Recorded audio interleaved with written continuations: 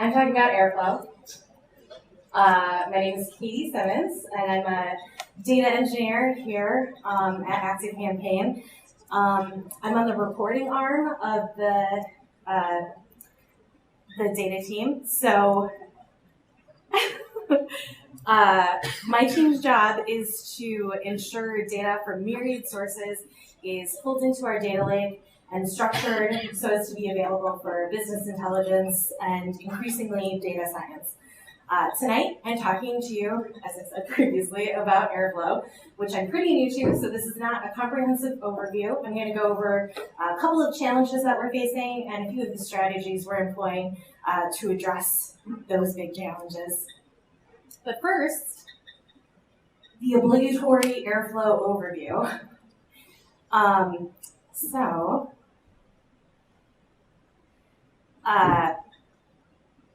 It's a platform to programmatically author, schedule, and monitor workflows. The workflows are directed acyclic graphs, and each node in the graph is a task.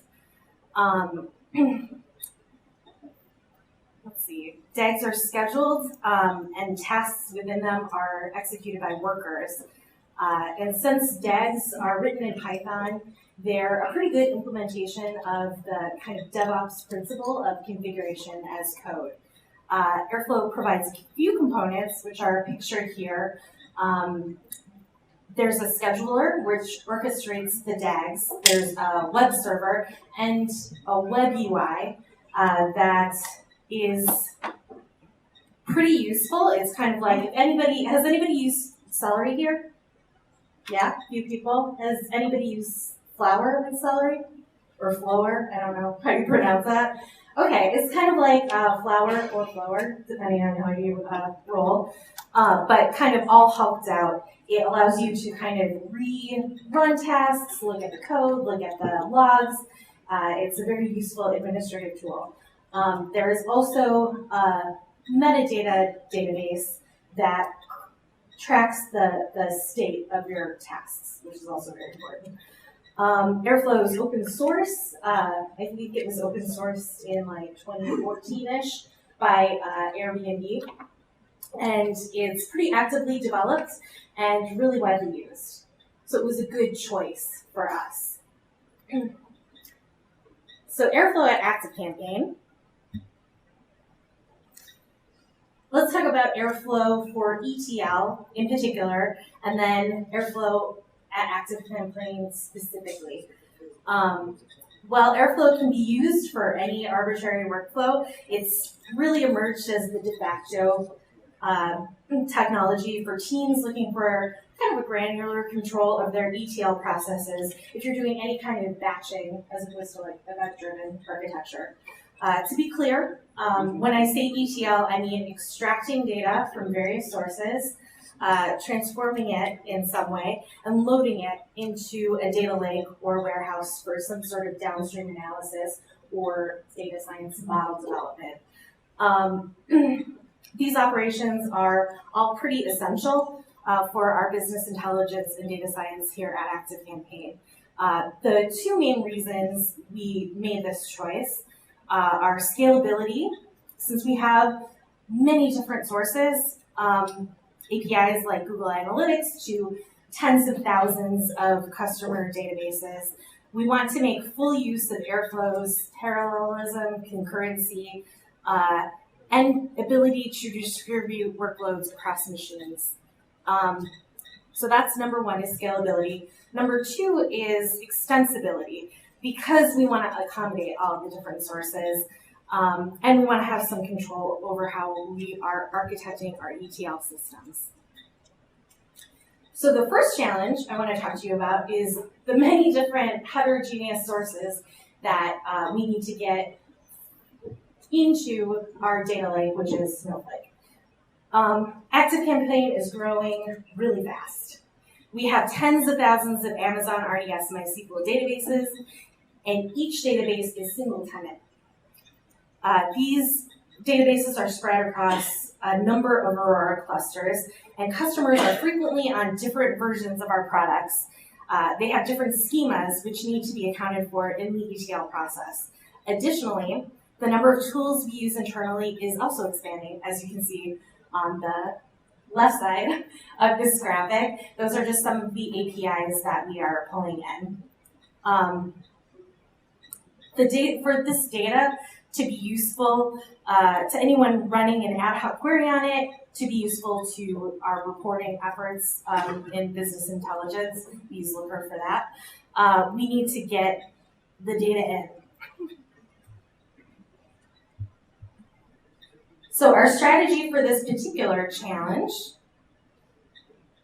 is around encapsulation and then concurrency and parallelism. So Airflow hooks and operators, this is an important pattern to use. They both in conjunction allow us to keep authentication code out of our DAGs and centralized in the metadata database that I mentioned previously.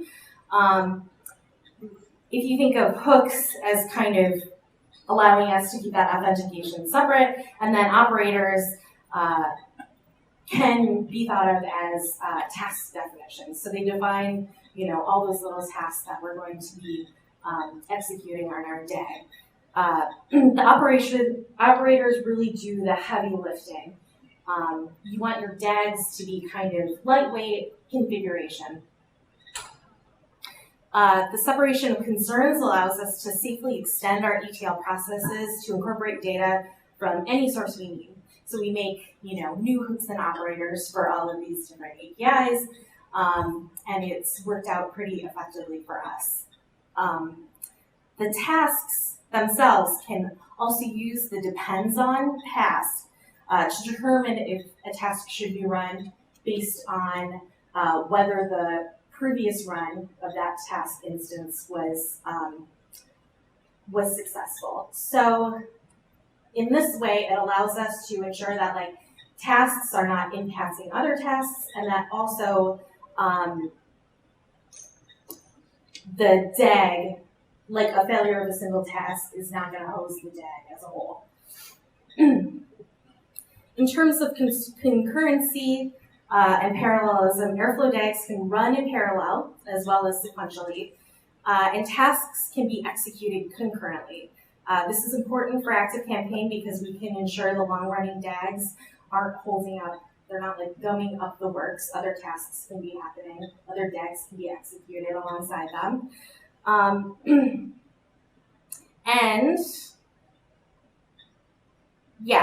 generally it just allows us to use resources efficiently. DAG, I could pronounce this morning, and now that I'm in front of 100 people, I can't. So I'm going to go with item potency.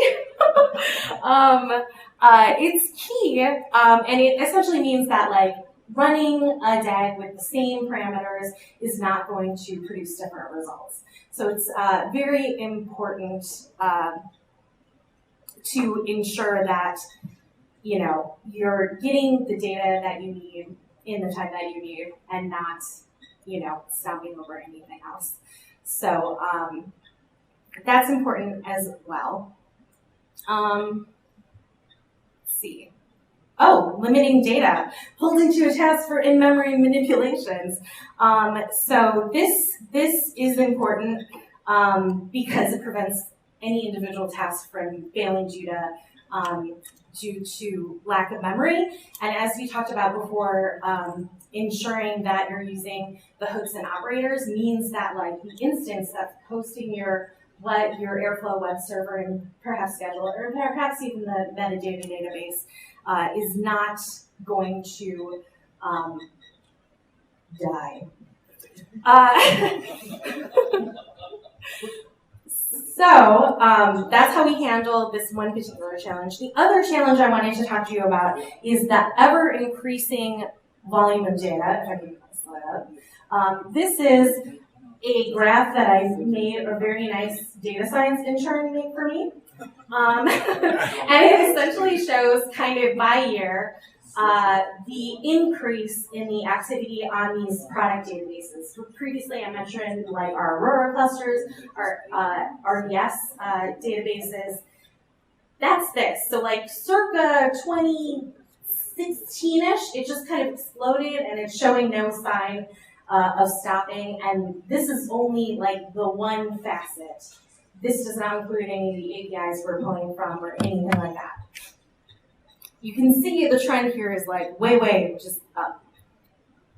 So the strategies we've used there, the main one, and I have to admit this is a bit aspirational, but it's in the works, is incremental loading. So ensuring that the data sources include record timestamps or sequence IDs, that's not Airflow specific, but it's really foundational for improving like the scalability and making sure that you have some watermark that you can then get all the changes past that point rather than like copying and swapping every single time. Each run of your DAG is like less risky and more performant, and your data lake then, if you can run them more frequently with less risk, the data is fresher, so that hopefully, so are your like business intelligence insights. Second, also not specific to Airflow, but I feel like it's a really important way to write your DAGs, is to use the ELT paradigm. So ETL, as we spoke about before, is extract, transform, load. ELT flip-flops the last two, so it's extract, load, transform. This way you can extract and load using Python, and then kind of offload the transform to your warehouse. This just increases performance. It allows perhaps the people who are in charge of the warehouse portion of your data lake to have ownership of the data that they have domain knowledge over. And yeah, I mean, Airflow is still orchestrating the execution of the SQL. There's still all tasks in a DAG with dependencies and so forth.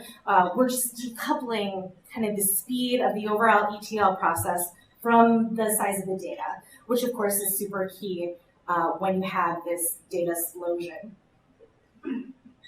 Oh, and lineage. I forgot to mention lineage. That way you can also track like the lineage of your data if you're concerned about like what happened to it. It's all in one place for you there.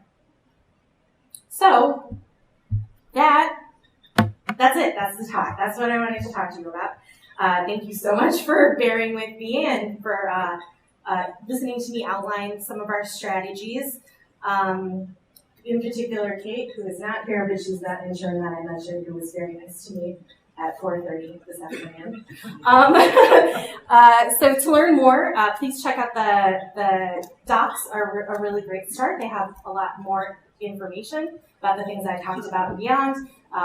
It's of course open source, so the code base is interesting. And there's also like a great awesome list with even more resources.